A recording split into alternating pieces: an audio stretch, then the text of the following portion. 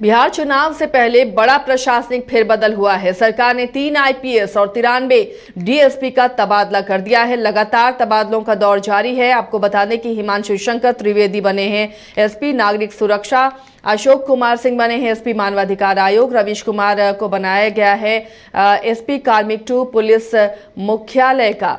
तो लगातार सरकार अब तबादले कर रही है क्योंकि अब चुनाव की घोषणा कभी भी हो सकती है। उससे पहले प्रशासनिक स्तर पर तबादले हो रहे हैं।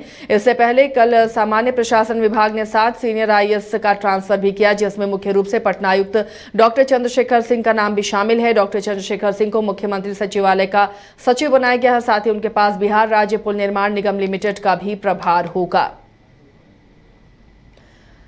तो चुनाव से ठीक पहले तबादलों का दौर भी जारी है और बड़े पैमाने पर तबादले हो रहे हैं, जिसमें कई बड़े प्रशासनिक स्तर पर फेरबदल भी देखने को मिले हैं। 3 आईपीएस और 93 डीएसपी का तबादला हुआ है। हमारे सहयोगी अंशु हमारे साथ जुड़े हुए अपडेट के साथ। अंशु, चुनाव से ठीक पहले तबादलों का दौर शुरू हो जाता है और लगातार बिहार सरकार भी तबादले कर रही है। आईएएस के बाद अब प्रशासनिक स्तर पर बड़ा फेरबदल हुआ है। 3 आईपीएस और 93 डीएसपी का तबादला किया गया है और क्या अपडेट है इस मामले में? बिल्कुल, देखिए अच्छा जी, अब चुनाव के मुहाने पर बिहार खड़ा है। आचार संहिता कभी भी लग सकती है और इसको लेकर के जो है कहीं न कहीं ये हम लोग कह सकते हैं जो अंतिम तबादला इसको मान सकते हैं, क्योंकि कुछ ऐसे पोस्ट थे जिसमें कि तबादले नहीं हुए थे या फिर यूं कह ले जो जहां पर अच्छे अधिकारियों को लगाना था, तो उसको लेकर के जो तबादला हुआ है। ऐसे में जो है डीएसपी स्तर के जो है 51 पुलिस अधिकारियों का जो तबादला हुआ है, इसमें 45 को नई पोस्टिंग मिली है। साथ ही 3 आईपीएस का भी तबादला हुआ है, जैसे कि जो हिमांशु शंकर त्रिवेदी जी थे, इनको जो है ये जमुई में बिहार विशेष में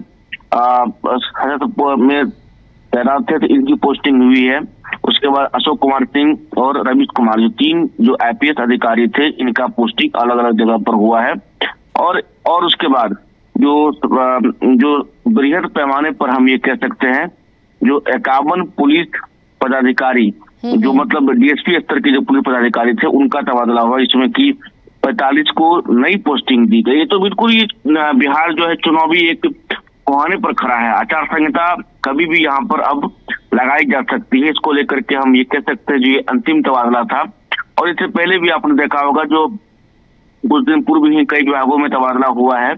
तो डीएसपी स्तर की जो अधिकारी थे, ये कहीं न कहीं काफी लंबे समय से कुछ जो अधिकारी थे, या वो ट्रैफिक डीएसपी हो या फिर जो अनुमंडल पुलिस पदाधिकारी होते हैं वो हो, तो ऐसे में कई ऐसे अधिकारी थे जो कहीं न कहीं काफी लंबे समय से अपने पद पर थे और उन्हें जो है चुनाव के मद्देनजर, ताकि चुनाव आचार संहिता लगने के बाद कोई ऑब्जेक्शन नहीं आए, क्या किसी प्रकार की कोई दिक्कत नहीं हो, ये भी कहीं न कहीं जो है मैटर लगता है। आपने भी सुना होगा जो कई बार ऐसा होता है जो चुनाव आयोग जो यहाँ पर आचार संहिता लगने के बाद जो है चुनाव आयोग के द्वारा ये प्रक्रिया की जाती है। तो ऐसे में बिहार सरकार ये भी नहीं चाह रही है जो किसी प्रकार की कोई समस्या उत्पन्न हो या कोई और अन्य बातें सामने आए। ऐसे में जो भी पुलिस पदाधिकारी काफी लंबे समय से एक जगह पर डटे हुए थे, उनको कहीं न कहीं तबादला किया गया है।